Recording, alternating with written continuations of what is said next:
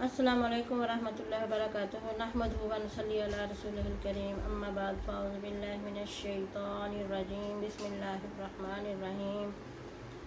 Rabbi ज़िदनी इल्मा rabbi इश्रह ली सदरी व यस्सिर ली अमरी वहलुल उक़दतम मिन लिसानी यफ़क़हू क़ौली अल्लाहुम्मा सल्लि अला मुहम्मदिन व अला आलिहि व अस्हाबिहि व बारिक वसल्लम व सल्लि अलैहि। हमने पीछे शुरू कर लिया था पारा नंबर सयाकुल यानी दूसरा पारा, और आज हम उसकी आयत नंबर 143 जो है वो शुरू करते हैं। कद नारा, हम देखते हैं, तकल्लुबा, बार बार फिरना, वजही का, आपका चेहरा यानी आप सल्लल्लाहु अलैहि वसल्लम का चेहरा मुबारक, फिर समाई, आसमान की तरफ, फला नुवल्लियन्ना का, तो ज़रूर हम फेर देंगे आपको, किबलतन, किबले की तरफ, तरगाहा, उसे जिसे आप पसंद करते हैं, उस किबले की तरफ। फवल्ले, पस आप फेर लें, वजह का, अपना चेहरा,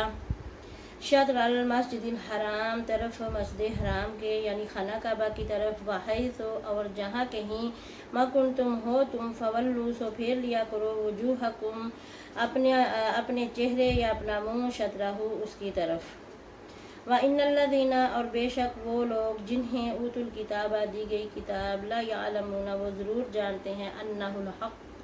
के बेशक ये हक़ है, मिन रब्बिहिम, उनके रब की तरफ से, वमल्लाहु, और नहीं है अल्लाह ताला, बिगाफिलिन, बेखबर, अम्मा, उससे, जो यामलून, वो करते हैं।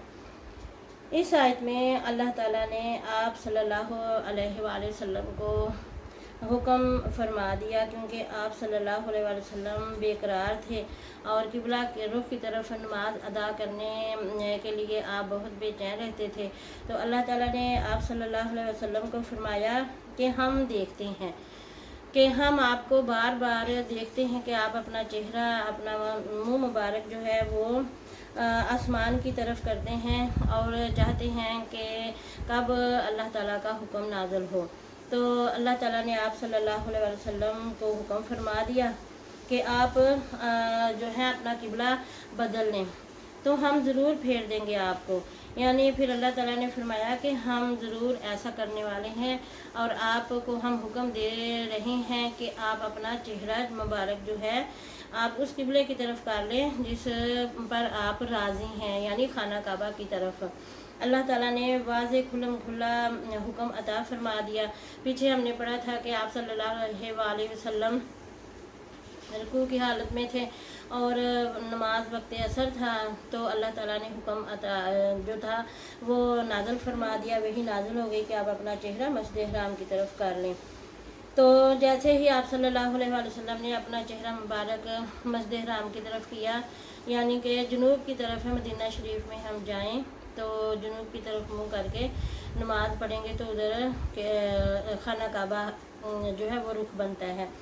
तो अल्लाह ताला ने फरमाया कि अपना चेहरा फेर लो। तो जैसे ही आपने अपना रुख मुबारक खाना काबा की तरफ किया तो पीछे जितने भी नमाजी थे, सहाबा कराम थे, उन्होंने भी अपना चेहरा जो है वो आप सल्लम की इत्तबा की और खाना काबा की तरफ रुख कर लिया। वहैसु, और जहाँ कहीं, मा कुन तुम हो तुम, तो फेर लो अपने चेहरे उसकी तरफ, किसकी तरफ, खाना काबा की तरफ। शतरा हु जो है वो इसमें ज़मीर है और ये मस्जिद हराम के लिए आया है। तो अल्लाह ताला ने फरमाया कि अब तुम जहाँ कहीं भी हो, ऐसा हुक्म आम हुक्म आम दिया, सबको दिया कि जहाँ कहीं भी तुम हो, दुनिया के किसी भी कोने में अगर मुसलमान है तो उसको अगर मालूम नहीं कि रुखे काबा किस तरफ है, तो वो जिस तरफ को भी चेहरा करके या मुंह करके नमाज पढ़ेगा तो अल्लाह ताला कबूल करने वाला है। लेकिन अल्लाह ताला ने फरमाया कि अब ये किसी पर कोई पाबंदी नहीं है, बल्कि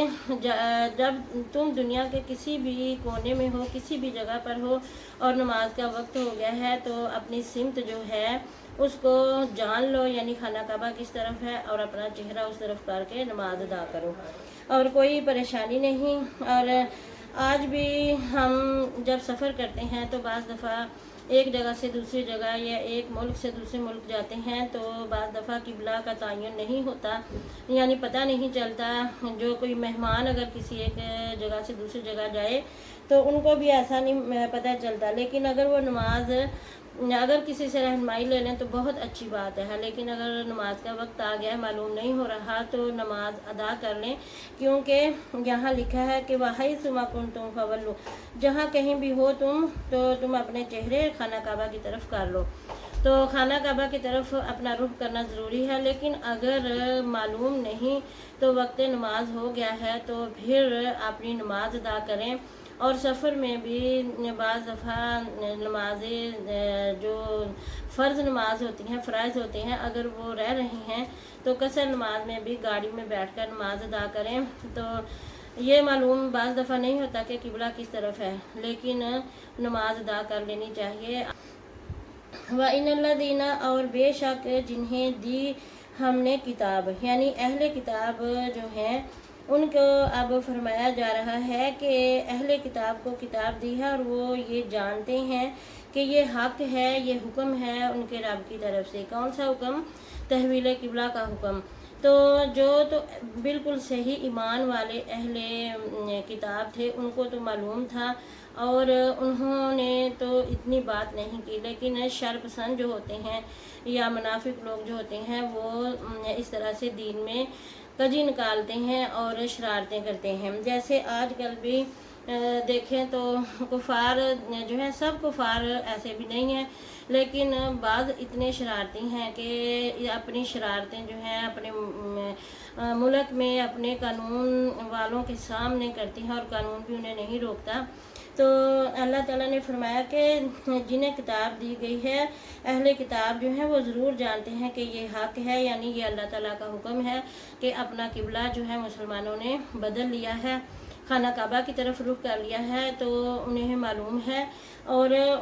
وہ بالکل صحیح طریقے سے جانتے ہیں۔ اور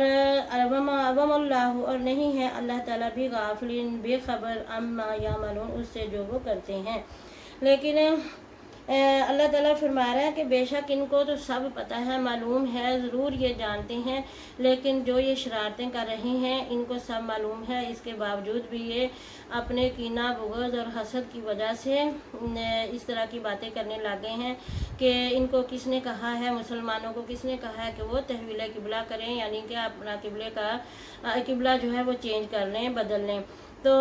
شرارت جو ہوتی ہے، جو حاسد لوگ ہوتے ہیں، حاسدین جو ہوتے ہیں، منافقین جو ہوتے ہیں، منافق اور حاسد جو ہوتے ہیں وہ یہ چاہتے ہیں کہ اس طرح سے لڑائیاں جھگڑے چلتے رہیں اور پریشانی جو ہے وہ مسلمانوں کو دیتے رہیں۔ تو ہم نے ان حرکتوں میں آ کے ان کی باتوں میں آ کے اپنے آپ کو نقصان نہیں پہنچانا، بلکہ کسی بھی ملک کی جو املاک ہیں ان کو جو ہے وہ ضائع نہیں کرنا، اور اگر پروٹیسٹ کرنا ہے اور انہیں ایسے لوگوں کے خلاف باہر نکلنا ہے تو اپنے ملک میں نکل کر بھی اچھے طریقے سے ان لوگوں کو جواب دیا جائے، اور ان ایسے جو کفار آج بھی شرارتیں کر رہے ہیں ان کے یہ تو چاہیے کہ تمام مسلمان ملک مل جائیں اور ان کی جو تجارت ہے، ان کی جو لین دین ہے، ان کا بند کریں۔ تو دیکھیں گے پھر یہ سارے جو ہیں سوچ سمجھ کے بات کریں گے کہ ہم نے دین کے متعلق مسلمانوں کو اس طرح سے تنگ نہیں کرنا۔ دیکھیں نا، ہم جب ہمارے جو کتاب ہے اس میں، ہمارے قرآن کریم میں اللہ تعالیٰ نے فرمایا ہے کہ آمن الرسول بما انزل، تو یہ جو ہمارے لیے دیا گیا کہ رسول ایمان لے آیا اور تمام مسلمان بھی، اور ہم کسی رسول، کتاب اور رسولوں میں فرق نہیں ڈالتے، تو ہمارا تو دین ہی مکمل نہیں ہوتا۔ تو یہ ہم سوچ بھی نہیں سکتے کہ ہم کسی دین مذہب کی مقدس کتاب کو بے حرمتی کریں یا کوئی ایسے الفاظ بولیں، مگر یہ جو شرارتی لوگ ہیں، جو کفار ہیں، یہ ایسے کام کرتے ہیں کیونکہ ان کو ہم سے حسد ہے، اور اسی لیے یہ ہمارے مذہب کے ساتھ اور ہماری کتاب کے ساتھ اس طرح کی حرکتیں کرتی ہیں۔ لیکن ہم لوگوں نے اگر ان کے ساتھ نرمی برتی تو پھر یہ اور ایسے ہی شر پسند کوئی نہ کوئی پیدا ہوتا رہے گا اور وہ ایسے کرتے رہیں گے۔ تمام مسلمانوں کو مل کے ان کی جون سا بھی ملک ہو، کوئی ڈر نہیں، ان کے کسی بھی ملک والے جو ہیں جو جب یہ اس طرح کرے تو ان کی سب سے پہلے ان کی تجارت پہ ان کے ایمبیسڈر ہیں کہ ان کو نکالیں یہاں سے اور اس بندے کو حوالے کیا جائے جو ایسے کرتا ہے، کیونکہ مسلمانوں نے کبھی کسی مذہب کی کتاب، کسی نبی کی کبھی بھی بے حرمتی نہیں کی، کیونکہ ہمارا تو ایمان اس پہ پورا ہوتا ہے کہ ہم سب نبیوں پر ایمان لاتے ہیں، سب کتابوں کو اللہ کی کتابیں جانتے ہیں۔ بے شک ان میں تحریفیں ہو چکی ہیں، لیکن ہم پھر بھی کہتے ہیں کہ یہ اللہ کی کتابیں ہیں، اللہ کی طرف سے نازل ہوئی ہیں۔ تو اللہ نے فرمایا کہ یہ جو اہل کتاب ہیں ان کے یہ جو کر رہی ہیں میں انہیں خوب جانتا ہوں۔ تو اللہ تعالیٰ نے فرمایا کہ میں بے خبر نہیں ہوں، اور اللہ آج بھی بے خبر نہیں، لیکن امتحان کن کا ہے؟ مسلمانوں کا، کہ ان کو ہم نے کیسے جواب دینا ہے اور ان کے ساتھ کیسے نبٹنا ہے۔ وَلَئِنْ آتَيْتَ الَّذِينَ، اور اگر آپ لائیں جنہیں اوت الکتاب دی گئی کتاب یعنی اہل کتاب بکل تمام آیات نشانیاں ما تبعو وہ پیروی نہ کریں گے قبلتک آپ کے قبلے کی یعنی خانہ کعبہ کی، وما انتا اور نہ آپ بتابعین پیروی کرنے والے ہیں قبلتہم ان کے قبلے کی، وما بعضہم اور نہیں ان میں سے کوئی بتابعین پیروی کرنے والا قبلتا قبلے کی بعض کی، یعنی بعض ان میں سے بعض کے قبلے کی پیروی نہیں کرنے والے۔ ولائن اور اگر ولائن اتبعت اور اگر آپ نے پیروی کی اہواءہم ان کی خواہشات کی من بعد ما جاءک اس کے بعد کہ آ چکا آپ کے پاس من علم انک بے شک اذا لمن الظالمین تو آپ بے انصافوں میں سے ہوں گے۔ اب اس آیت میں اللہ تعالیٰ نے فرمایا کہ اگر آپ لائیں ان کے پاس، یعنی آپ صلی اللہ علیہ وسلم کو فرمایا جا رہا ہے کہ اگر یہ جو اہل کتاب جن کو کتاب دی گئی ہے ان کے پاس جون سی بھی مرضی نشانی لے آئیں تو یہ کبھی بھی آپ کے قبلہ کی پیروی نہیں کریں گے۔ اور آج دیکھ لیں کہ یہود ہوں، عیسائی ہوں، کوئی بھی ہے، یہ ہمارے قبلہ کی پیروی نہیں کرتے، بلکہ ان کی شرارتیں دیکھیں کیسے ابھر کے ہمارے سامنے آ رہی ہیں۔ تو آپ صلی اللہ علیہ وسلم کو اللہ تعالیٰ نے فرمایا کہ آپ بھی ان کے قبلہ کی پیروی نہیں کرنے والے، اگر یہ نہیں کریں گے تو آپ نے بھی ان کے قبلہ کی پیروی نہیں کرنی۔ اور بعض ان میں سے بعض جو ہیں ایک دوسرے کے قبلہ کی پیروی کرنے والے نہیں ہیں، یعنی جتنا بھی ان کو ہم کہیں تو یہ پھر بھی بہانے بناتے ہیں،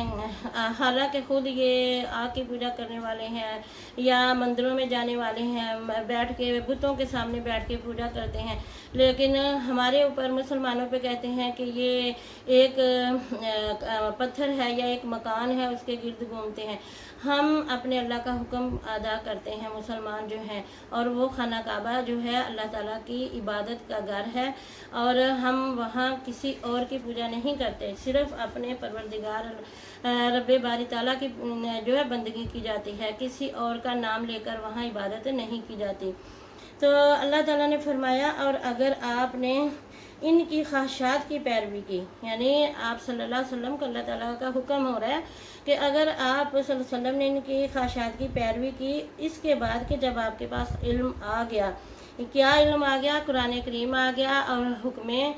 تحویل کعبہ آ گیا، تو پھر آپ اگر ان کے حکموں کی یا ان کی خواہشات کی پیروی کریں گے تو اس وقت آپ بے انصافوں میں سے ہو جائیں گے۔ بے انصاف تو آپ صلی اللہ علیہ وسلم کبھی بھی نہیں ہو سکتے تھے، کیونکہ آپ صلی اللہ علیہ وآلہ وسلم تو خود چاہ رہے تھے کہ خانہ کعبہ کی طرف وہ رخ ذبح کریں اور نماز ادا کیا کریں۔ تو اللہ تعالیٰ نے پھر بھی یہاں وعید فرمائی ہے کہ آپ نے ان کی خواہشات جو ہیں، یہ اہل کتاب جو ہیں، ان کی خواہشات کو پورا نہیں کرنا اور ان کے پیچھے نہیں لگنا، جب کہ آپ کے پاس حق آ گیا ہے، یعنی اس دین اسلام آ گیا ہے